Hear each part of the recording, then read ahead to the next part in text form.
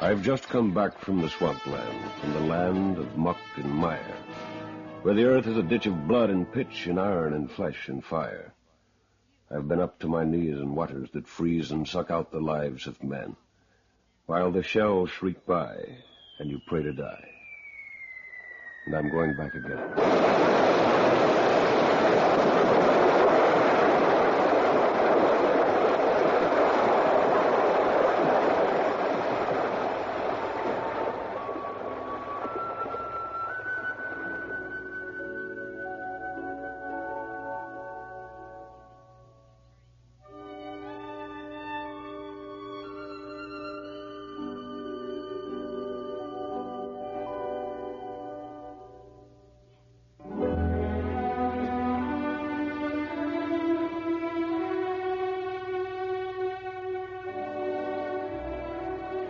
Today marks the 50th anniversary of one of the most blessed moments in the history of all mankind, the 11th hour of the 11th day of the 11th month of the year 1918, the end of 4 years of nameless terror known as the War to End Wars.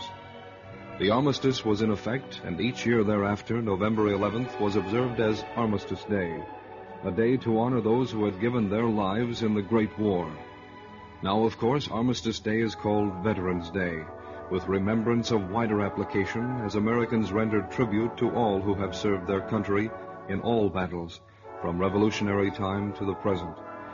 These 193 years have witnessed the dramatic saga of America's stand against tyranny, against any and all who would usurp the freedom that the United States has always symbolized throughout the world. But considering the significance of this particular November 11th, this special Veterans Day program will confine itself to perhaps the most brutal of all conflicts, the struggle in memory of which this day originally was set aside as a holiday. This is the end of the war to end wars.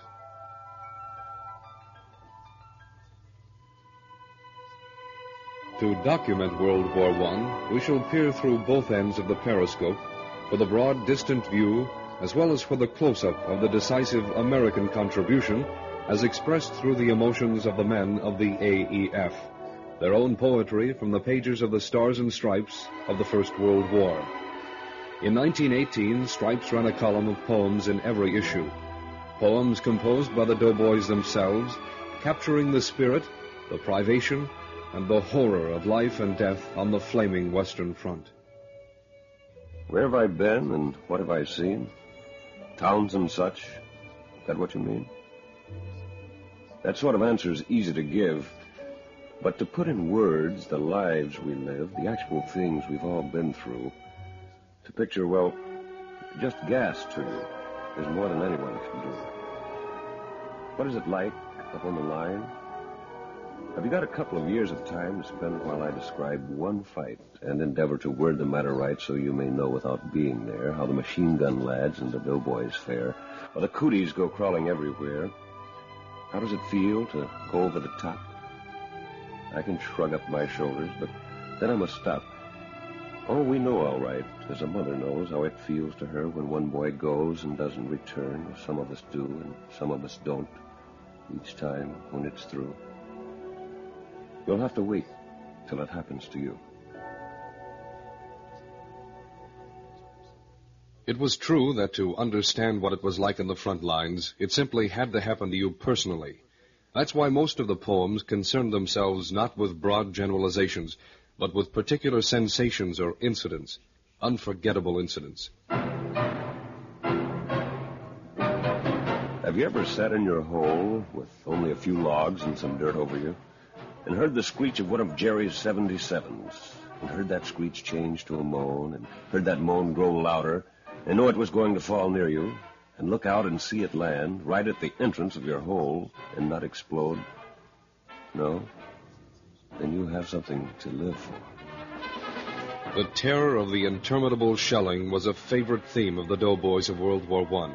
The shelling and the filthy, agonizing life in the trenches. Did you ever hear a bullet whiz or dodge a hand grenade? Have you watched long lines of trenches dug by doughboys with a spade? Have you seen the landscape lighted up at midnight by a shell? Have you seen a hillside blazing forth like the furnace room in hell? Have you heard the crump-crumps whistling? Do you know the dud shells grunt? Have you played rat in a dugout? Then you've surely seen the front.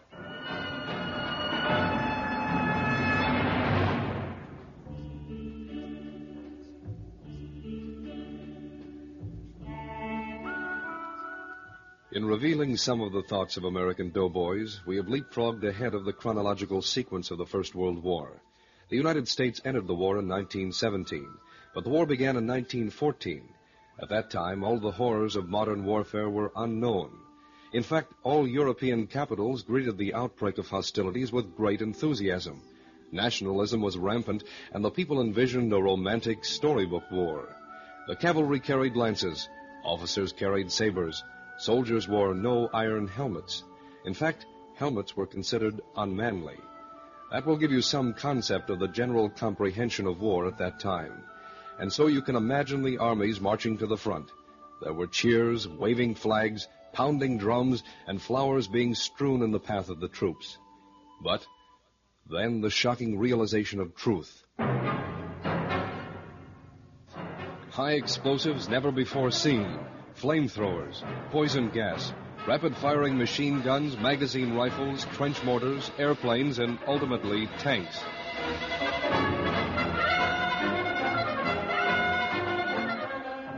Most of these and other modern weapons of destruction pulverized the soldiers of all sides as Germany invaded France through Belgium, thereby drawing England into the war.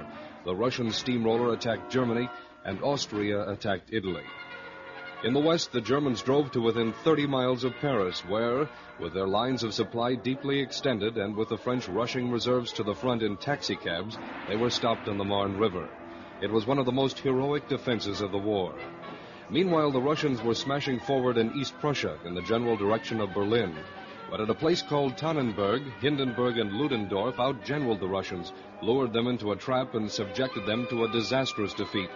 A defeat of such proportions, Russia was never again able to mount a serious offensive in German territory. With these big drives stopped, the Holocaust began. The war of attrition, the war of the trenches, where, particularly on the Western Front, advances were to be measured in yards, not miles, for 4 long years. Before it was over, 20 million people were to have a rendezvous with death.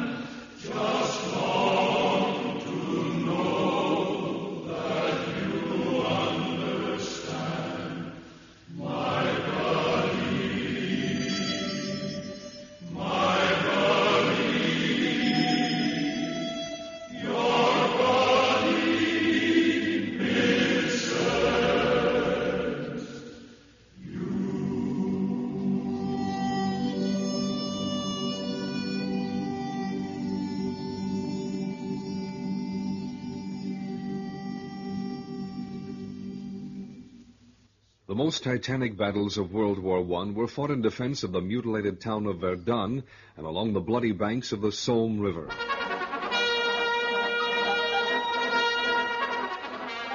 It is important for us to know some of the details of these convulsive struggles because it gives us insight into the character and incredible courage of the American soldiers who were to come later.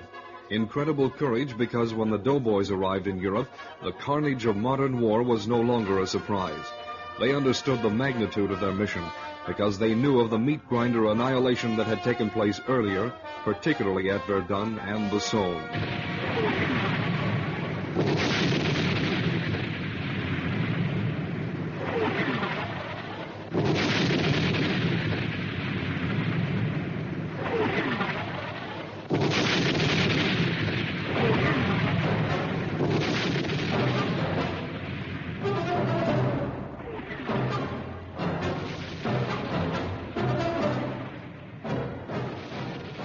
For the opening barrage of their offensive at Verdun in 1916, the German army moved in 1,300 trainloads of shells to feed 1,200 big guns lined up axle to axle for as far as the eye could see. The resulting drum fire continued without let-up for days, and it was so intense it could be heard as far away as Koblenz, Germany. This awesome shelling was intended to obliterate the French army, but when the siege lifted and the infantry moved forward, there were still enough French alive to emerge from caverns beneath ancient forts surrounding Verdun and throw the Germans back. The stirring French motto was, "They shall not pass." And after 5 months of attack, they didn't. But with over 1 million dead in this battle, the French army was never the same again.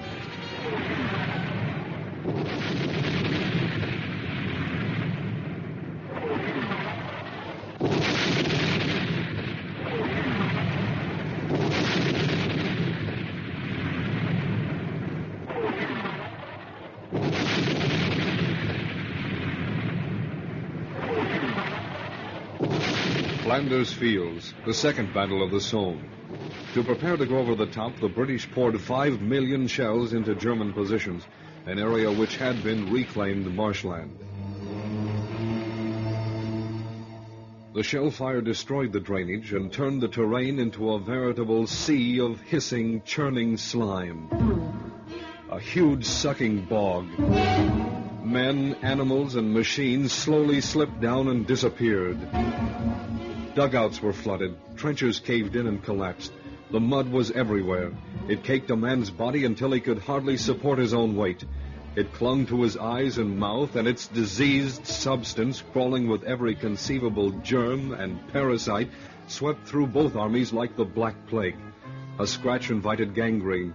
A minor wound meant amputation. In the sinuous bowels of that sewer, men not only lost their lives, but their sanity. After 3 years of such privation, the morale of the French and English was something else that had just about sunk out of sight. The French particularly were in trouble. After having been bled almost to extinction at Verdun, and after hundreds of thousands more men were slaughtered in subsequent offenses, the French army was through as an attacking force.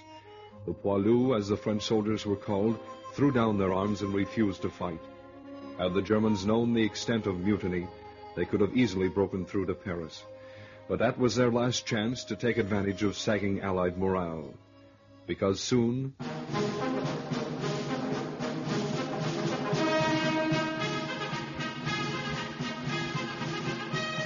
On April 6, 1917, the United States entered the war.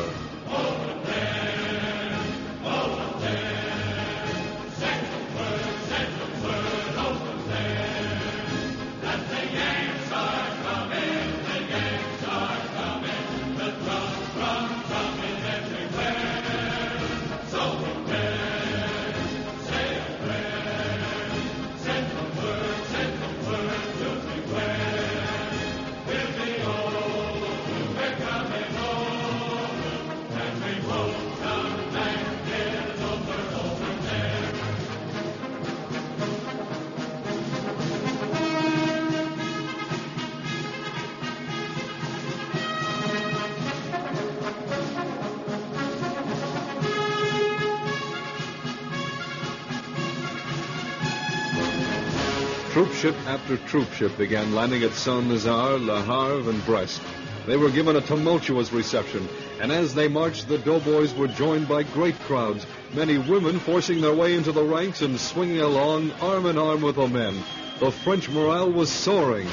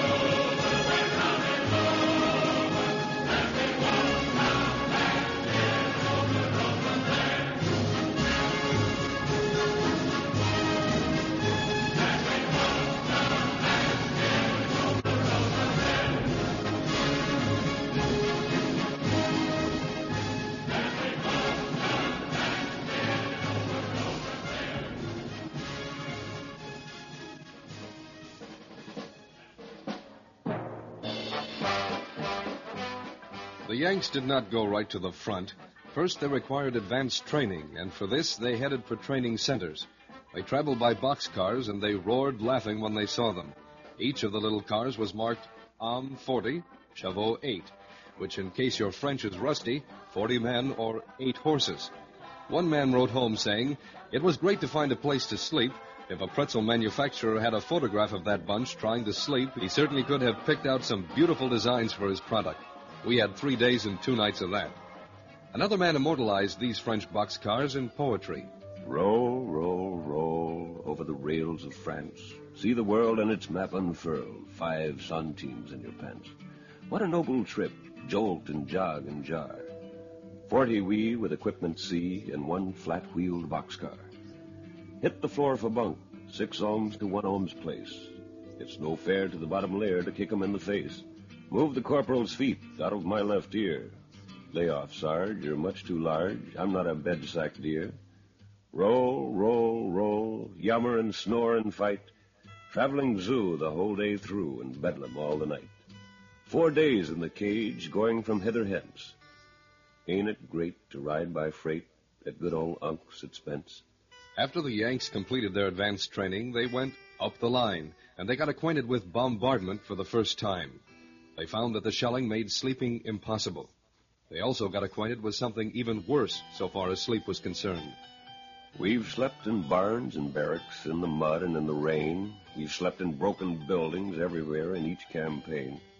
We've bunked with cooties rampant. We've slept on lousy straw. And we've slept where shells have whistled in dugouts. But,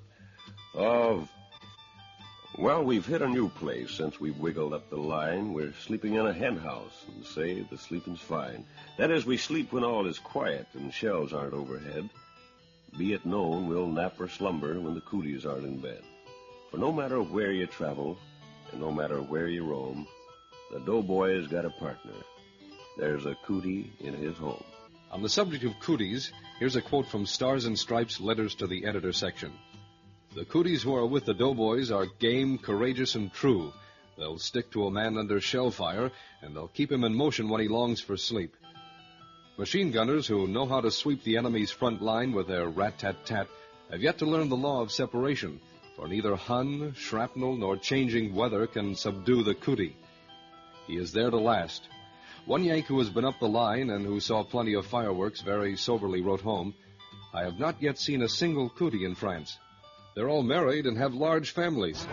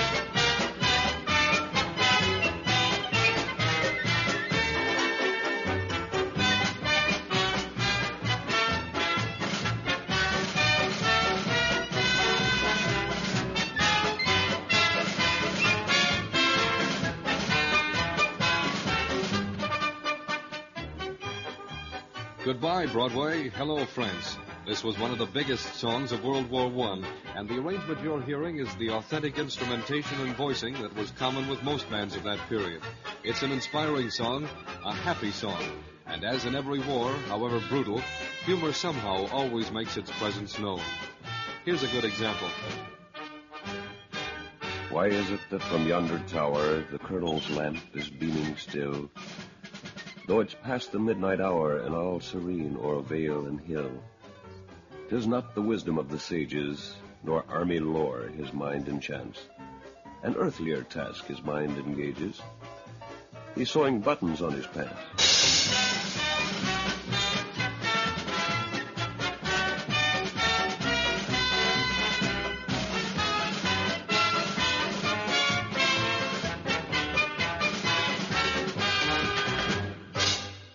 I was like the child who believed there was a Santa Claus but never had seen him. Only I have seen another world and know it exists. I used to think that there was only one world, a world of mud and bursting shells which killed and wounded me and my pals. A world of hissing bullets and mustard gas and cold, sleepless nights and no food for days and Huns who cried "Kamerad" when their ammunition was gone. And filthy clothes and cooties and cooties and cooties. But now I know that there is also a world of clean sheets and pajamas and good food and plenty of it, and kind, gentle women in white to give you cocoa and soup, and doctors who give you more than CC pills, and peaceful days without a single shell, and peaceful nights, and officers who wear white collars and have only heard of cooties, and visitors who sit on your bed and murmur, "How thrilling," and streetcars and taxis and buildings without a single shell hole in them, and everything I only dreamed of before. Gosh, but it's a wonderful war back here. Once I heard a father ask his soldier son, "Why can't you advance like other boys have done? You've been a private mighty long. Won't you tell me what is wrong?" And then the soldier lad said, "Listen to me, Dad. I'd rather be a private than a colonel in the army. A private has more fun when his day's work is done. And when he goes on hikes, in every town he strikes, girls discover him and just smother him with things he likes. But girlies act so shy when Colonel passes by. He holds his head so high with dignity. So would you rather be a colonel with an eagle on your shoulder or a private with a chicken on your knee?"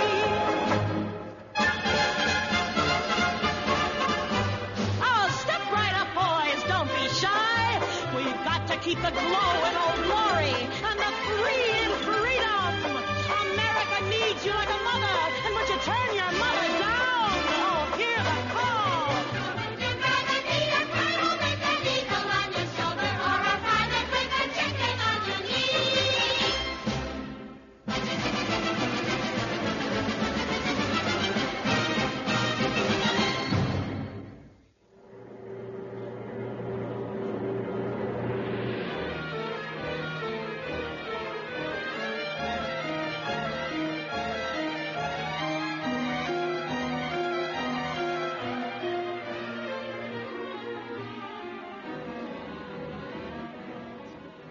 One way to escape the mud and the slime and the eternal shelling of the front line was to become wounded, or to join the air service.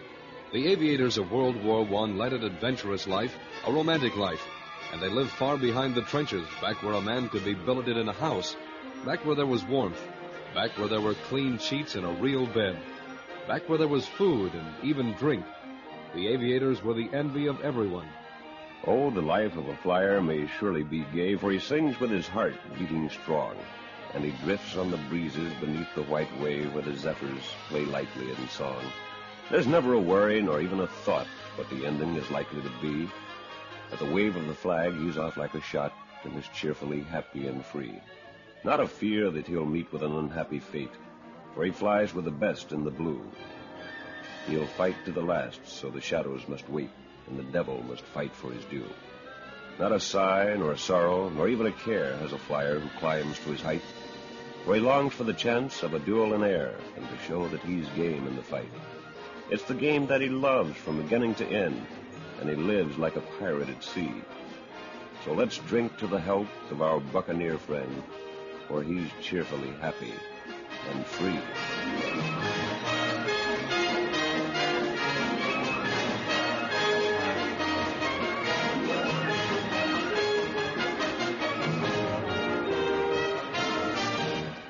Yes, the aviator, or the sky jazzer as he was sometimes called, was very often happy and free, but he was also very often dead. Do you know what the pilot's average longevity was over the Western Front? 2 weeks. 2 weeks, ladies and gentlemen. 2 weeks. Some men lasted for months before being killed, some even for a year or two. But this merely points up their individual ability, the care with which they prepared, or more likely, their luck. Eddie Rickenbacker was America's ace of aces with 26 kills, which put him in a tie with a German ace by the name of Hermann Goering. Neither, however, was close to the record of the famous Red Baron, Manfred von Richthofen, who destroyed over 80 enemy planes, or even a number of French or English pilots. Nevertheless, it is significant that Rickenbacker scored his 26 triumphs in only about 6 months of frontline flying, the fastest victory pace of them all.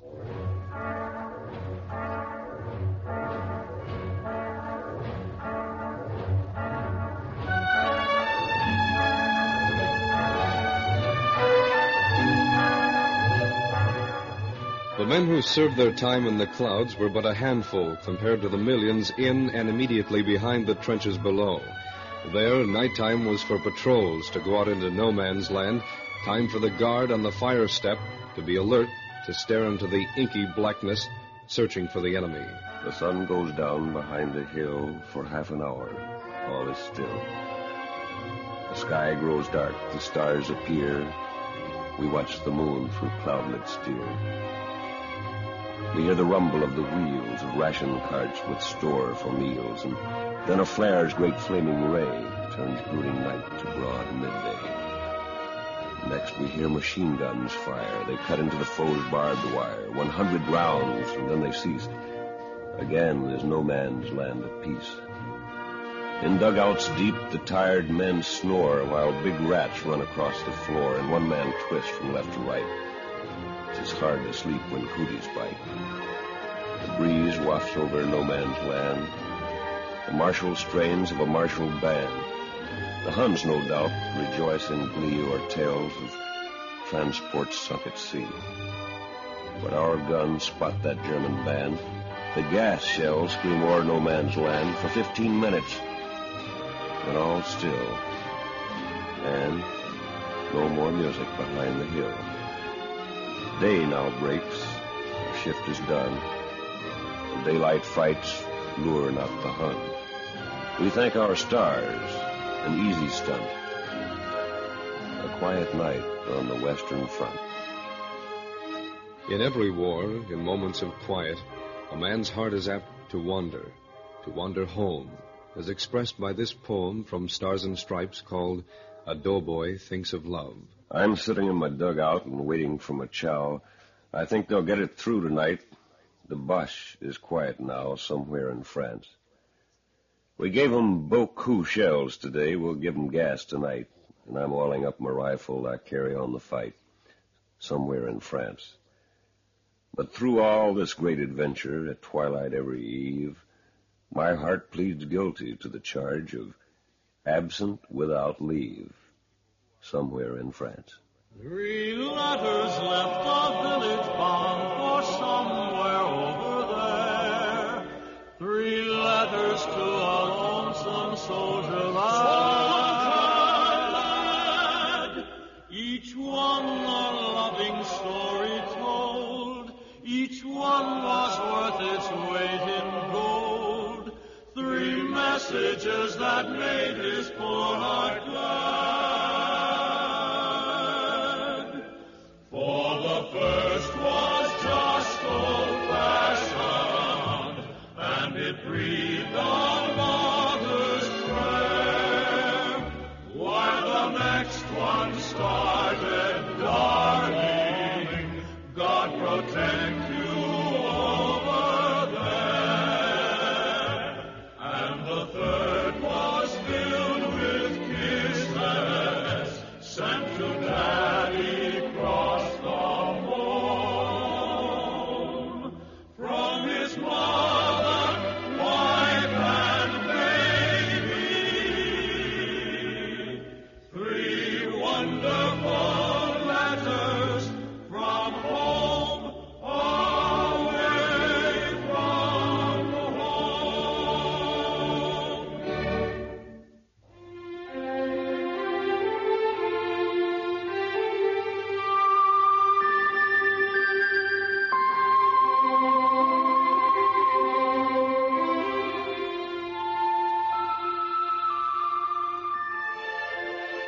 Love motivates the soldier.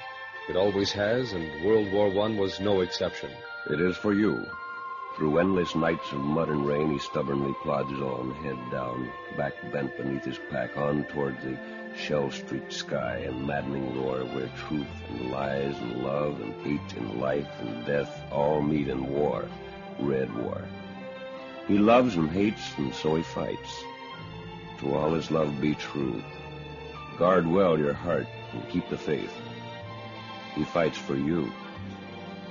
So far as we have touched on the matter of love in wartime, we have considered only the girl back home. But what of the girl on the scene? In the First World War, that girl would most likely be French. And of course, that presented the same language barrier that has always faced American soldiers abroad. However, as always, the barrier was usually surmounted, but not without some minor frustrations, as indicated by this poem called When Private Mugrams Parlez-Vous. I can count my francs and centimes if I've got a basket in the air and I speak a wicked bonjour. But the verbs are awful queer, and I lose a lot of pronouns when I try to talk to you, for your eyes are so bewitching I forget the parlez-vous. In your pretty little garden with the bench beside the wall and the sunshine on the asters and the purple phlox so tall, I should like to whisper secrets, but my language goes askew with the second-person plural for the more familiar two. In your pretty little garden, I could always say, je t'aime, but it ain't so very subtle, and it ain't not quite the same, as you've got some dandy earrings or your eyes are nice and brown. But my adjectives get manly right before a lady noun. Those infinitives perplex me. I can say, you're très jolie, but beyond that simple statement, all my tenses don't agree. I can make the Boche compreni when I meet him in a trench, but the softer things escape me when I try to yap in French. In your pretty little garden, darn the idioms that dance on your tongue so sweet and rapid. They hold me in a trance. Though I stutter and I stammer in your garden on a bench, yet my heart is writing poems when I talk to you in French. Mademoiselle from Armistice, voulez-vous? Mademoiselle from Armistice, voulez-vous? Comme elle lui répondit oui, elle eut un très gentil mari, Mademoiselle from Armistice. Mademoiselle from Armistice, parlez-vous?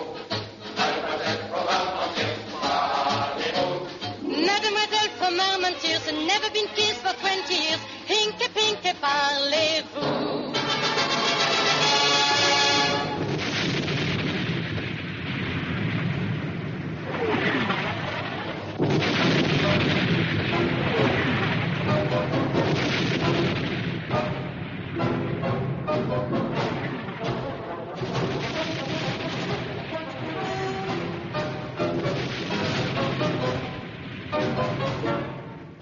In the month of July 1918, the German armies exploded in an enormous offensive that threatened to win the war before America's full strength was assembled.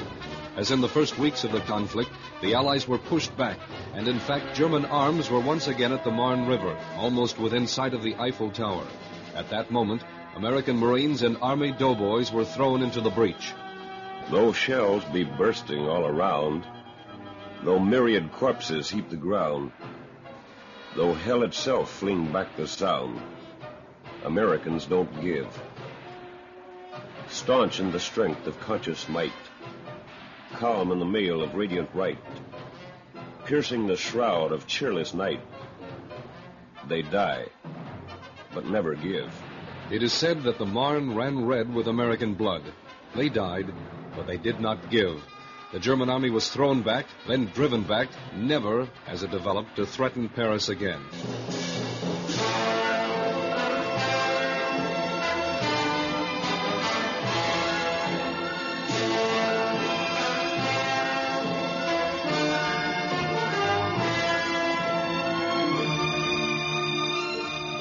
The fields of the Marne are growing green. The river murmurs on and on. No more the hall of mitrailleurs. The cannon from the hills are gone. The herder leads the sheep afield where grasses grow o'er broken blade. and toil-worn women till the soil, or human mold in sunny glade. The splintered shell and bayonet are lost in crumbling village wall. No sniper scans the rim of hills, no sentry hears the night bird call. From blood-wet soil and sunken trench, the flowers bloom in summer light. And farther down the vale beyond, the peasant's smiles are sad, yet bright. The wounded Marne is growing green. The gash of Hun no longer smarts. Democracy is born again. But what about the wounded hearts?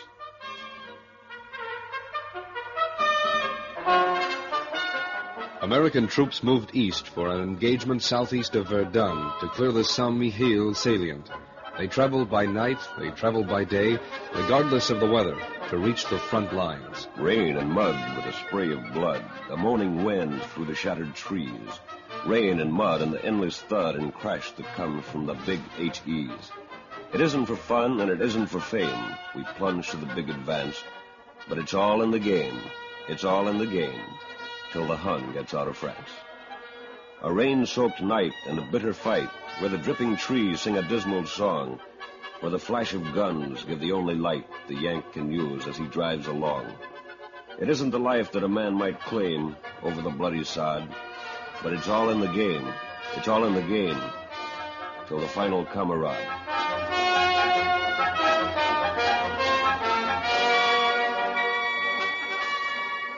In the first major assault of the war by American troops exclusively, the doughboys drove the German troops out of the salient they'd held for over 4 years.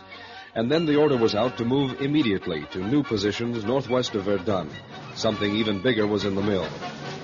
At this time, a letter to the editor was printed by the Stars and Stripes, a letter that gives some insight into the composition of the American Army. The letter said, "There are today nearly 200,000 colored men from the United States on French soil in the American Army. They came cheerfully, yes, eagerly, to help make good President Wilson's declaration, 'We enter this war to make the world safe for democracy.' Among these nearly 200,000 colored soldiers are many 100% families, families out of which every male, as in mine, my 3 sons are here at the front, is in the service. When German militarism has been crushed beyond possible restoration, and in consequence the oppressed peoples of the world have had the yoke of oppression lifted from them, the colored American soldiers, such as survive, will as eagerly return to our country as they came hence, and with the consciousness of having served well their country and civilization. The United States is our country. Its flag is our flag, the only country and flag we know, and for which we, as a race, stand ready and willing to mingle our last drop of blood with the blood our white brothers so bravely sacrificed for the honor and glory of the United States of America."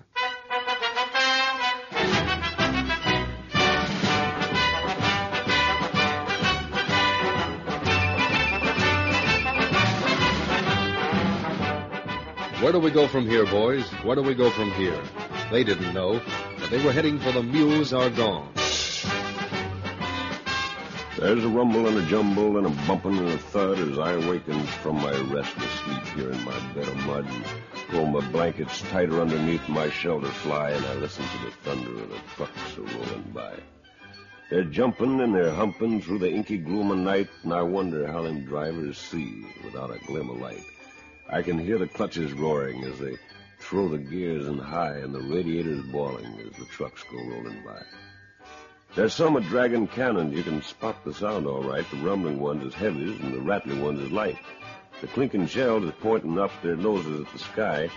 Oh, you can tell what's passing as the trucks go rolling by. Some singing songs as when I left they wasn't even right, a showing that they's rookies when they got a service strike. But just the same, they're good old Yanks, and that's the reason why I likes the jazz and barbershop, for the trucks are rolling by. Just God and General Pershing knows where these here birds will light, where them pumping trucks is bound for under camouflage of night. When they can't take aero pictures with their fokers in the sky of our changes of location, while the trucks are rolling by. So although my bed is puddled and I'm soaked through to the hide, my heart's out with them doughboys on their bouncing, singing ride. They're bound for paths of glory, or perhaps to fight and die. God bless that Yankee cargo and the trucks are rolling by.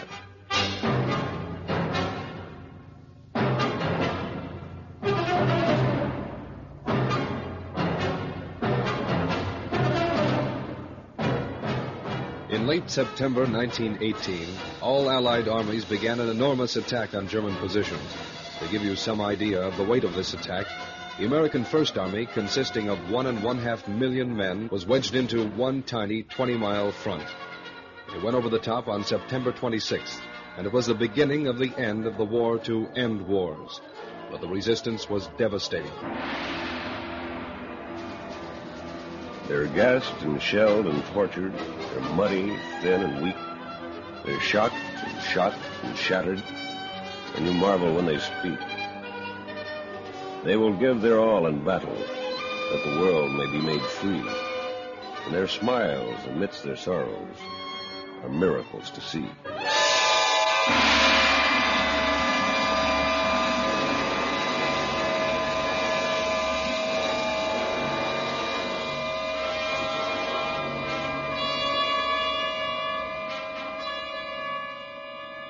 And then it was over.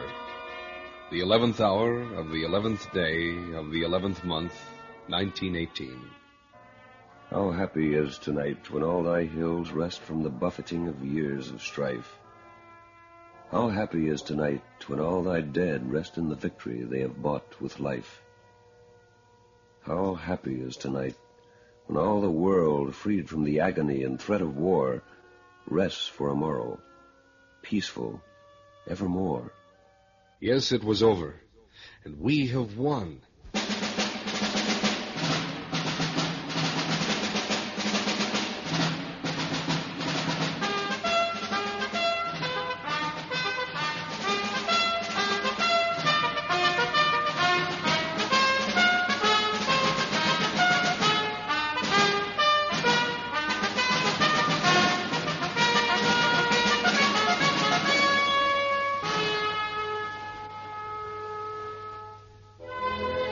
From the waters of the Channel to the far Swiss frontier pass, for 300 miles of battle, wire, and mud, from the flaming front of Belgium to the lines that niche Alsace, with the lease that gives us tenure writ in blood. From Amont, rewon and righted, from Sedan, revenged, for aye, to the bulwark of the centuries, Verdun, falls a sweet and stranger silence, and the red roar dies away. We have won! We have won! We've won! By the martyrdom of mothers and the children that they bore, by the skeleton of Louvain and its kin, by the prisoners of Vimy, where their charnel corridor told the hail we owe the soldiers of Berlin, by the lives we put behind us, by the memories we keep of the men who marched with us, whose race is run, by the thousands of their crosses, where their ranks are still in sleep. We have won! We've won! We've won. So we quit the battered trenches, so we leave the stricken field, and the ancient load is lifted as we move. And the flags whose wake we followed that have forced the Hun to yield bless the columns swinging on. They ride above. Oh, the hungry guns are muzzled, and the steel is sheathed and cold, and the land of France is shining in the sun. We are back to home and fireside, all we staked ourselves to hold. We've won. We have won. We have won.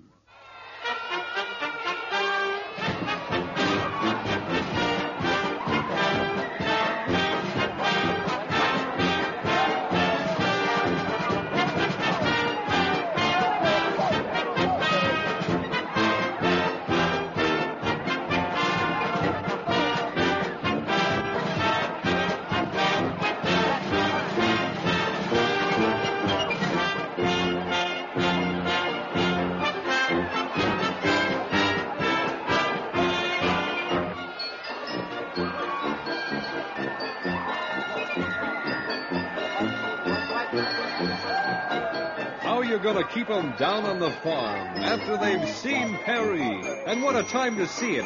Paris had gone crazy. 100 years of New Year's Eves all rolled together. The war was over. The war was won. The lights were on again after 4 long years. And the City of Light went absolutely delirious. Every American on the streets was treated as a great individual hero, because every American was a symbol of victory. Victory that could not have been achieved without the Yanks. How you keep 'em down on the farm after they've seen Paris? How you gonna keep 'em away from Broadway, jazzing around, painting the town? How you gonna keep 'em away from harm? That's the mystery. Imagine Reuben when he meets his pa. He'll kiss his cheek and holler, ooh, la, la. How you gonna keep 'em out of Berlin now that they've seen Paris? Did you ever see two Yankees park upon a foreign shore? When the good ship's just about to start for old New York once more. With tears in their eyes, they say goodbye, they're friends without a doubt. When the man on the pier shouts, let them clear as the ship rides out. Give my regards to Broadway, remember me, the Herald Square. Tell all the gang at 42nd Street that I will soon be there. Whisper of how I yearn in to mingle with the old-time throng. Give my regards to old Broadway and say that I'll be there ere long. Hundreds of thousands of American troops began the return trip home. These were the ones who were sending their regards to Broadway. It was an exciting time, a happy time, but there was an accounting that remained to be made. The impact of the accounting would not be felt until the individual doughboy arrived once again back in his old hometown.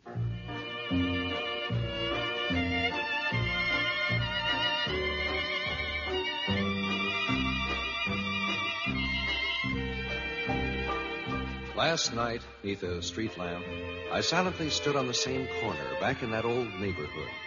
As I gazed at the houses unchanged by the years, in my throat came a lump, and my eyes filled with tears. I looked at the lamppost, the pump, and the stoop, and again I could picture us kids in a group. There was Shorty and Yeller and Skinny and Mike, and the rich kid who had ball-bearing skates and a bike. And the first thing we knew, we were all 21, but the gang stuck together in fight or in fun. And then came the war, the crowds in the street, the blast of the bugle, the tramp of the feet. And the gang, that old gang of mine, was the first gang that hit the von Hindenburg line. In the woods they call the Rouge Bouquet, there's a new-made grave today, built by never a spade or pick, yet covered by earth 10 meters thick. There lie many fighting men, dead in their youthful prime, never to laugh or live again or taste of the summertime.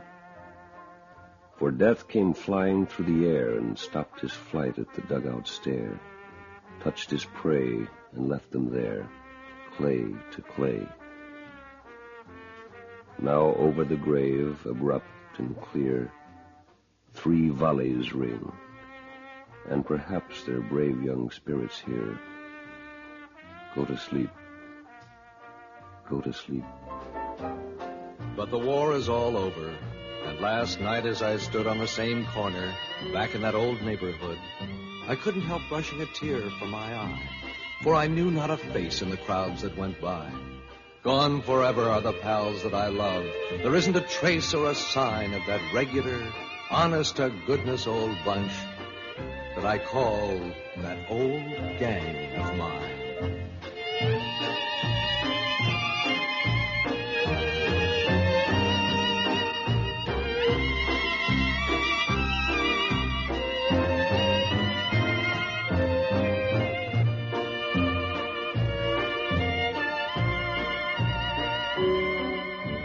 Gee, but I'd give the world to see that old gang of mine.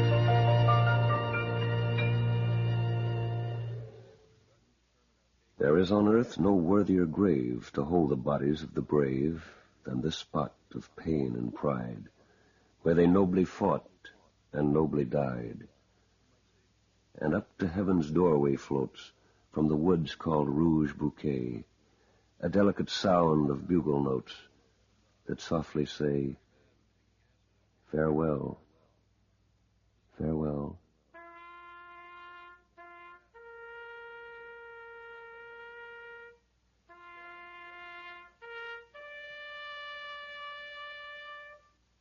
Comrade true, born anew, peace to you.